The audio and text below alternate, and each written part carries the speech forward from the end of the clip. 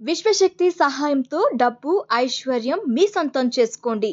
కేవలం ₹999కి law of attraction workshop. తేదీ October 25. నమస్తే, నేను మీ మాధురి. మీ మేనిఫెస్టేషన్కి వచ్చేసరికి మనకి చాలా చాలా నెంబర్స్ ఉంటాయి. అందులో మనకి ఎక్కువగా 8 నెంబర్కి ఎక్కువ ప్రాధాన్యత ఇస్తూ ఉంటారు. అది కూడా 8888 888. ఈ 8కి ఉన్న మేనిఫెస్టేషన్కి ఈ 8 నెంబర్కి ఉన్న సంబంధం ఏంటి? అసలు 8 నెంబర్ని ఎలా యూజ్ చేయొచ్చు అంటారు? ఈ 8 నెంబర్ కంటే ముందు ఫస్ట్ నెంబర్ గురించి మామూలుగా చెప్తాను. మనకు నవగ్రహాలు అని చెప్పేసి 9 గ్రహాల పేర్లు చెప్పారు. 0 ఆల్సో ఏ నెంబర్. అవునండి. అయితే మనకేంటంటే ఈ బిలీఫ్ ప్రకారంగా ఏంటంటే నవగ్రహాలు అని చెప్పినప్పుడు ఏం చేస్తారంటే రవిచంద్ర, రవి అంటే సూర్యుడి దగ్గర తీసుకొని రవికి ఒకరి, చంద్రుడికి ఒకరి, బుధుడికి ఒకరి, గురువు ఒకరి, ఇట్లా గ్రహాలు మొత్తం అంతా చెప్పుకుంటూ వచ్చారు. రాహుకేతులు షాడోస్ ఏదైతే ఉంటాయో, రాహుకేతులు కూడా ఛాయాగ్రహాలు అంటాం కదా, వాటికి కూడా నెంబర్స్ చేసేసారు. న్యూమరాలజీకి వెళ్తారు చాలామంది. న్యూమరాలజీ అంటే 1 to 9కి నెంబర్స్ ఉంటాయి. 1 అంటే రవి అని, 2 అంటే చంద్రుడు అని చెప్పేసి, 3 అంటే బృహస్పతి అని చెప్పేసి అలా తీసుకుంటారు. 4 రాహువుగా, 5 ఇట్లా బుధుడు, ఇలా తీసుకుంటూ వస్తామంట. 6 వచ్చేసి మనకు రాక్షసుల గురువు వస్తారనమాట. ఇలాగ ఒక నెంబర్ తీసుకుంటారు. 7 కేతు వస్తుంది. 8 వచ్చేసరికి అంటే శనేశ్చర వస్తాడు. శనేశ్చర, చాలామంది శనేశ్వరుడు అంటారు, తప్పు. శనేశ్చర, ఆయన శనేశ్వరుడు కాదు, ఈశ్వరుడు కాదు. ఆయనకు ఈశ్వరుడు కాదు, ఆయన శనేశ్చర, చరుడు తిరుగుతూ ఉంటాడు అనమాట. అది 8 నెంబర్ ఉన్నటువంటి దానికి మామూలుగా న్యూమరాలజీ ప్రకారం తీసుకుంటే. అయితే 9 అనేటువంటిది ఏంటంటే 9ని మనకు చాలామంది మొబైల్లకు లేని కనుక వెహికల్స్కి ఎక్కువ పెట్టుకుంటారు. దానికి ఏముంటుందంటే అండి పోరాటతత్వం ఉంటుందంట. తరువాత ఏంటంటే దేనైనా ఫేస్ చేసేటువంటి శక్తి ఉంటుందంట. మరీ ముఖ్యంగా యుద్ధ విద్యలు లాంటివి వాటికి ఏదైతే ఉంటాయో వాటిలో ఆరితేరినటువంటి ఇది ఉంటుందంట. అందుకనే వాళ్ళకి ఏం నమ్మకం ఉండదంటే వెహికల్ వెళ్తున్నప్పుడు, రోడ్డు మీద వెళ్తున్నప్పుడు అది కూడా ఒక యుద్ధం లాంటిదే. మనకు ప్రాణాపాయ స్థితిలో ఉన్నాయి కాబట్టి ఆ నెంబర్ పెట్టుకుంటే ఏమవుతుందంటే దానికి పోరాట శక్తి ఎక్కువ ఉంటుంది కాబట్టి దాన్ని యుద్ధంలో దానికి ఇది అవుతుంది అనేసి అది కొంచెము సేఫ్గా వస్తుందని నమ్మకంతో తీసుకుంటారు కొంతమంది. వాళ్ళకి సైన్స్ తెలుసు. కొంతమందికి సైన్స్ తెలియకపోయినా ఏంటంటే మీలాంటిలో నాలాంటిలో ఎవరు చెప్పారు కదా అని చెప్పేసి పెద్దవాళ్ళు చెప్పారు లేదు నమ్మి తీసుకుంటారు వాళ్ళు, అంతే. 9 నెంబర్కి ఉన్నటువంటిది అలా ప్రతి నెంబర్కి ఒక విశిష్టత ఉంటుంది. అయితే మనం మేనిఫెస్టేషన్ దగ్గరికి వచ్చినప్పుడు, మనం టెక్నిక్స్ చెప్తున్నప్పుడు, ఒక నెంబర్ చెప్పినప్పుడు ఏం జరుగుతుందంటే అండి, ఈ శనేశ్వరుడిని చాలామంది తిడతారు, చాలామంది అసహించుకుంటారు, చాలామంది దూరం పెట్టేస్తారు. ఏమంటారు తెలుసా, శనేశ్వరుడి దగ్గరికి పోదురా, శనేశ్వరుడిని తలుచుకోదురా అని అంటారు. శనేశ్వరుడు నువ్వు ఎంత తలుచుకుంటే అంత నీకు నెగిటివ్ వస్తుంది అనుకుంటారు. తప్పు. మహానుభావుడు శనేశ్వరుడు ఏం తెలుసా అండి, సమత్వం ఇస్తాడు మీకు. మీ జీవితంలో ఏముందో అదే ఇస్తాడు. మీరు ఏం చేస్తుంది, మీ కర్మ చేస్తే కర్మని ఇస్తుంది, మంచి చేస్తే మంచి వచ్చేటువంటి మహానుభావులలో గొప్పవాడు ఎవరు అంటే కనుక ఒకరు శనేశ్వరుడు, 2 యమధర్మరాజు అంటారు. వారిద్దరు కూడా అన్నదమ్ములు అంటారు. ఓకేనండి. వాళ్ళకి ధర్మ సమవర్ధి అనే పైన ఆయనకి యమధర్మరాజు సమవర్ధి అది అంటారు. అంటే సమానంగా ఇస్తారు. అంటే వాళ్ళకి బయాస్ ఉండదు, మీకు ఎక్కువ నాకు ఎక్కువ అలా ఇవ్వరు. శనేశ్వరుడికి ఏంటంటే మాధురి గారు ఎక్కువ, మల్లేశ్వరుడి గారు తక్కువ, అట్లా ఉండదు. వాళ్ళకి ఉండదు అలాగా. వాళ్ళు ఎంత న్యాచురల్గా వాళ్ళకి ఏముందో, మీకు ఏం రావాలో మీకు అవుట్పుట్ ఇస్తారు.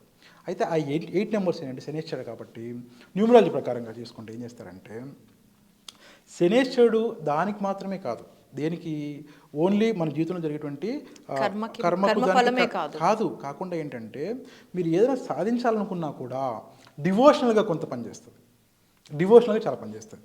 ఓకేనా. మహానుభావులు సైతం కూడా ఆ శనేశ్వరుడు యొక్క దాటికి తట్టుకోలేక బాధపడ్డ వాళ్ళు ఉన్నారు.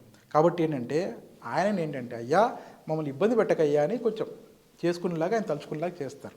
ఓకే. ఆ 8 నెంబర్లో ఏమంటామంటే ఈ టెక్నిక్స్ ఏమైతే ఉన్నాయో, మనం చెప్పినట్టు మేనిఫెస్టేషన్ ఏవైతే ఉన్నాయో ప్రతి ఒక్క దానికి ఏంటంటే అండి ఒక క్రమం అలవాటు కావాలి మనిషికి. ఓకే.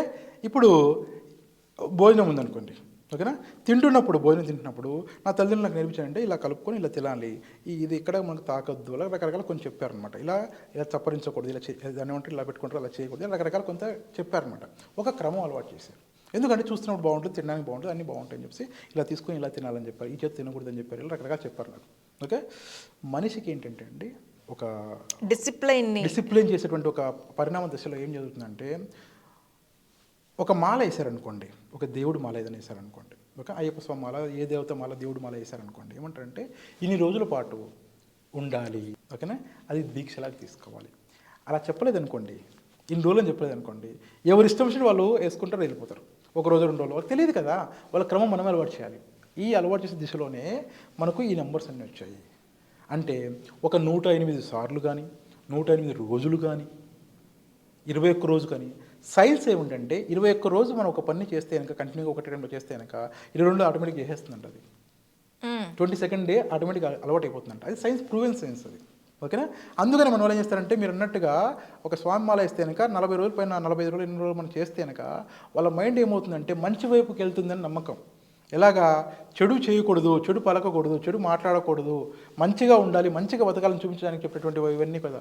ఇవన్నీ కూడా ఏవైనా సరే ఒక దీక్ష తీసుకున్నప్పుడు ఏంటంటే మంచిగా బతకడానికి చేస్తారు. అబద్ధం ఆడొద్దు, అన్యాయం చేయొద్దు, ఒకరు పొట్ట కొట్టద్దు, ఓకేనా? ఒకరు చెడు చేయొద్దు, ఒకరు మంచి చేయండి, దేవుడి గురించి తలుచుకోండి, దేవుడి గురించి మాట్లాడండి, మంచి చేయండి అంటారు కదా.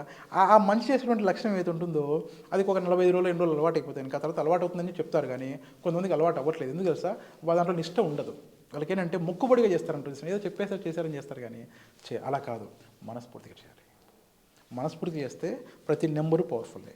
ఓకే, ఇప్పుడు మనకు ఈ ట్రిబులేట్ కానీ ఏదైనా టెక్నిక్ అనుకుంటే ఏంటంటే, ఒకటి ఏంటంటే అండి, ఈ టెక్నిక్ మొదలు పెట్టేది ముందు ఏదైనా సరే, నాట్ ఓన్లీ ట్రిబులేట్ అండి, ఏదైనా తీసుకోండి మీరు, టెక్నిక్ మొదలు పెట్టేది ఏంటంటే మీరు ఎన్నిసార్లు చేయాలని దానికి ఒక నియమం పెట్టుకోవాలి. ఎన్నిసార్లు చేయాలని ఒక నియమం పెట్టుకోవాలి. నియమం పెట్టిన టైంలో ఓకేనండి, ఇన్నిసార్లు ఈ టైంలో ఇన్ని రోజుల పాటు. ప్రతి టెక్నిక్ అదే ఉంటుంది రూల్ అంటే, ఓకేనండి. కొంతమంది క్రియేట్ చేసిన టెక్నిక్స్ కూడా ఉన్నాయి. ఇప్పుడు కొన్ని క్రియేట్ అయ్యే మధ్యలో, ఓకేనండి. ప్రతి ఒక్కరు క్రియేట్ చేస్తున్నారు, తప్పు కాదు, అది మంచిదే క్రియేట్ చేస్తే, ఎందుకంటే వాళ్ళకి ఉపయోగపడుతుంది కాబట్టి.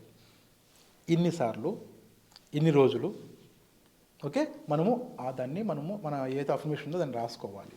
ఇప్పుడు ఏంటంటే ఒక 8 days అనుకోండి టెక్నిక్స్, 88 days, ఓకేనండి, లేదా 8 days, వాట్ ఎవర్ బై, మీరు ఏం తీసుకోండి. ఒక 8 సార్లు మీరు అనుకునే దాన్ని ఉదయం, మధ్యాహ్నం, రాత్రి కానీ, లేదా ఒక రోజుకు ఒక 8 సార్లు కానీ తీసుకొని 88 రోజులు రాయమంటారు. లేదా దాన్ని రివర్స్లో ఏం చెప్తారంటే 88 సార్లు 88 times మీరు ఒక దాన్ని రాసుకుంటూ 8 days చేయమంటారు. ఓకే, ఇప్పుడు దానికి నేను డబుల్ టెక్నిక్ అని పెట్టాను అనుకోండి, నేను పెడతాను దానికి డబుల్ టెక్నిక్. ఏంటంటే 88 సార్లు 88 రోజులు రాసుకోండి, అంతే టెక్నిక్. టెక్నిక్ని మీరు ఫాలో అవ్వాల్సింది ఏంటంటే సార్, అంటే మూర్ఖంగా కొంతమంది ఏమంటారంటే గుడ్డి నమ్మకం లాగా బ్లైండ్గా వెళ్ళకండి. దాన్ని ఏమంటారంటే 88 సార్లు చెప్పారు అంటే అర్థం ఏంటి అంటే మీ మనసు లగ్నం అన్ని సార్లు అవుతుందని, మీ అఫర్మేషన్ కోసం. అంటే మీరు బలంగా దేన్ని కోరుకుంటున్నారో దాని మీద మనసు పెట్టండి. దానివల్ల ఏం జరుగుతుంది సైన్స్ అంటే, మీ అన్కాన్షియస్ మెమరీ ఏమైతే ఉంటుందో, ఆ బ్రెయిన్ ఏదైతే ఉంటుందో అది నమ్ముతుందండి. ఫస్ట్ ఆఫ్ ఆల్ మీరు నమ్మకుండా ఏమి సాధించలేరు. ఇవన్నీ ఏంటి తెలుసా అండి, ప్రతి ఒక్కటి కూడా మన సబ్కాన్షియస్ మైండ్ని నమ్మించే దానికోసం మనం చేసేటువంటి పనులే ఇవన్నీ. సబ్కాన్షియస్ మైండ్ని యాక్టివేట్ చేయడం కోసం చేయాల్సిన, ఫస్ట్ నమ్మించాలి. ఏంటంటే ఇప్పుడు ఫర్ ఎగ్జాంపుల్ నేను ఉన్నాను అనుకోండి, ఏమంటాను తెలుసా, నేను సడన్గా ఒక 100 కోట్లు నాకు వచ్చేయాలని చెప్పి నేను అఫర్మేషన్ రాశాను అనుకోండి. నా బ్రెయిన్లో ఏం చెప్పాను కదా, 2 ఉంటాయని చెప్పాను కదా, 2 ఉంటారని చెప్పాను కదా. ఒకడు ఏమంటాడు తెలుసా, వాడు 100 కోట్ల, నువ్వు 1 కోటి రూపాయలు చూసావు ఎప్పుడన్నా అని నన్ను క్వశ్చన్ వేస్తాడు వాడు. 100 కోట్ల నీకు, నువ్వు ఎప్పుడన్నా 1 కోటి రూపాయలు చూసావా నువ్వు అని క్వశ్చన్ వేస్తాడు వాడు. ఓకేనా? ఆ క్వశ్చన్ వేసేవాడు నోరు ముయించడం కోసం అని చెప్పేసి, ఓకే, ఆ క్వశ్చన్ వేసేవాడు నోరు ముయించడం కోసం అని చెప్పేసి మనం ఈ టెక్నిక్స్ చేస్తే కనుక వాడు నమ్మేస్తాడు. వాడిని నమ్మించడమే మన జీవిత లక్ష్యం. ఓకే, మీరేం చేయాలంటే మన మైండ్లో ఉన్నటువంటి 2 ఉన్నారు కదా, ఒకరిని నమ్మించడం కోసమే జీవితంతో మనము ఈ టెక్నిక్స్ ఫాలో అవుతాం. మనము వాడిని నమ్మాడు అనుకోండి, మీ 100 కోట్ల హ్యాపీగా వస్తుంది. ఎలా వస్తుంది సార్? ఏంటి సార్ మ్యాజిక్కా? మ్యాజిక్ కాదండి, ఇది ఏం తెలుసా, వాడు నమ్మితే వాడు దారిలో వెతుకుతాడు. మీ సబ్కాన్షియస్ మీద ఎవడైతే ఉన్నాడో వాడు నమ్మితే వాడు దారిలో వెతుకుతాడు. దేనికి తెలుసా? 100 కోట్లు సంపాదించడానికి దారి వెతుకుతాడు. కాబట్టి ఈ టెక్నిక్ని మీరు ఏం చేస్తారంటే ఒక రోజుకి 88 times, ఓకేనండి, ఉదయం ఏదో మీకు బ్రహ్మముహూర్తం అని ఉంటుంది, మీ నచ్చిన టైం తీసుకోండి, ఏదైనా సరే, ఉదయం అయినా తీసుకోండి, లేదా రాత్రి అయినా తీసుకోండి, లేదా మధ్యాహ్నం తీసుకోండి, మీకు కుదిరిన టైం తీసుకోండి. 88 సార్లు 88 రోజులు రాస్తే దాన్ని డబుల్ టెక్నిక్ అంటారు. అలా కాదు సార్, 88 times రాస్తాం రోజుకి, 8 days రాస్తాం, అప్పుడు త్రిబుల్ టెక్నిక్ అంటాం. ఓకే, ఇలా టెక్నిక్ని మనమే క్రియేట్ చేసుకోవాలి.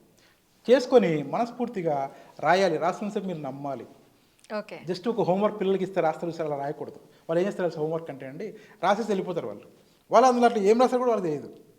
మనకు అలా ఉండకూడదు. మనం ఏంటంటే మనస్ఫూర్తిగా నమ్మి ఆ టెక్నిక్ని ఫాలో అవుతూ మీ అఫర్మేషన్ ఏదైతే ఉంటుందో, మీరు ఏదైతే మనస్ఫూర్తిగా బలంగా కోరుకుంటారో అది రాస్తూ ఉండాలి. రాస్తున్నంతసేపు మీరు దాన్ని అనుకుంటూ ఉంటే ఈ రెండో వాడు ఎవడైతే ఉన్నాడో వాడు నమ్మేస్తాడు. వాడిని నమ్మితే మీ పని అయిపోతుంది, వాడు నమ్మకపోతే పని అయిపోతుంది.